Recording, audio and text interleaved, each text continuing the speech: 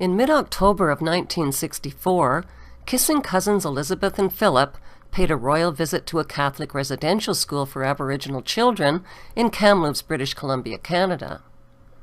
William Coombes was 12 years old at the time of the royal visit.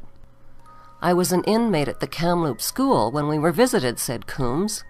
"I remember it was strange because they came by themselves, no big fanfare or nothing. But I recognized them, and the school principal told us it was the Queen, and we all got given new clothes and good food for the first time in months the day before she arrived. The day the Queen got to the school, I was part of a group of kids that went on a picnic with her and her husband and some of the priests. We went down to a meadow near Dead Man's Creek.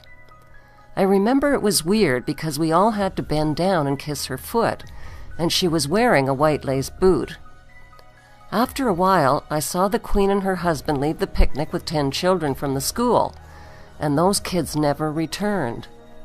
They took away those 10 kids and nobody ever saw them again.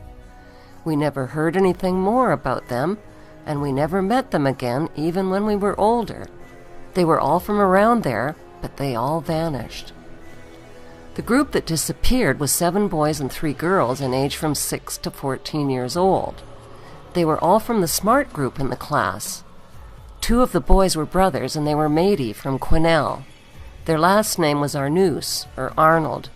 I don't remember the others, just an occasional first name like Cecilia, and there was an Edward. What happened was also witnessed by my friend, George Adolph, who was 11 years old at the time and a student there too. But he's dead now. William Coombes, the sole survivor, was scheduled to appear as the star witness at the International Tribunal into Crimes of Church and State in London, England. But William Coombes never made it to the tribunal. He died of unknown causes shortly before he was scheduled to testify.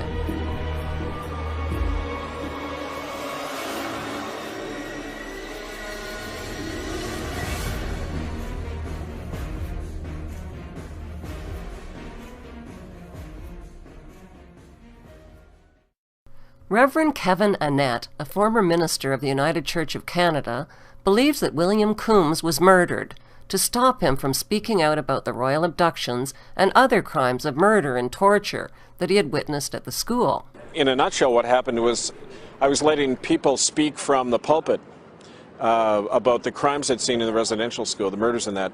I also found out about the land deals that were happening where the church was selling off native land to big logging companies for kickbacks. And I wrote a letter about that to the church. I was fired without cause and eventually thrown out of the church without any due process at all.